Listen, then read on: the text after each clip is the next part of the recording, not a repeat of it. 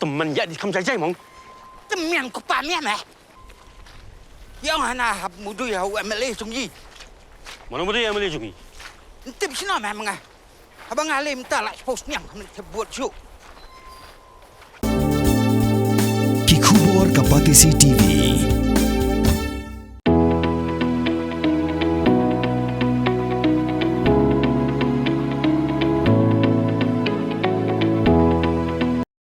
Sorkar Pdeng kelamang pisa laispa arupra Klur tingka yaga Jylla Meghalaya nak Bynta Snem arajar apun riau arajar apunyo.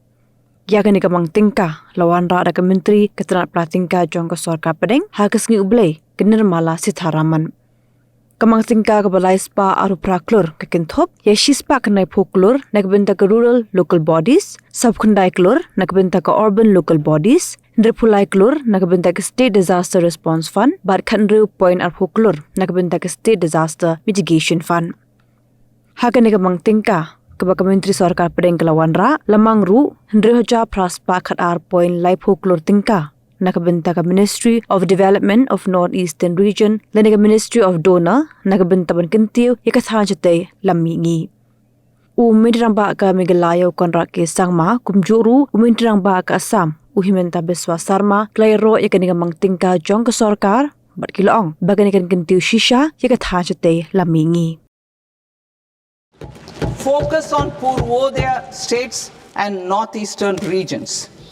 Purvodaya, I propose the development of an integrated East Coast industrial corridor with a well-connected node at Durgapur, creation of 5 tourism destinations in 5 Purvodaya states, and the provision of 4,000 e-buses.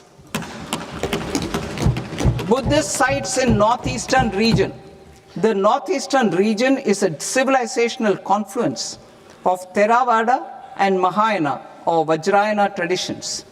I propose to launch a scheme for development of Buddhist circuits in Arunachal Pradesh, Sikkim, Assam, Manipur, Mizoram and Tripura.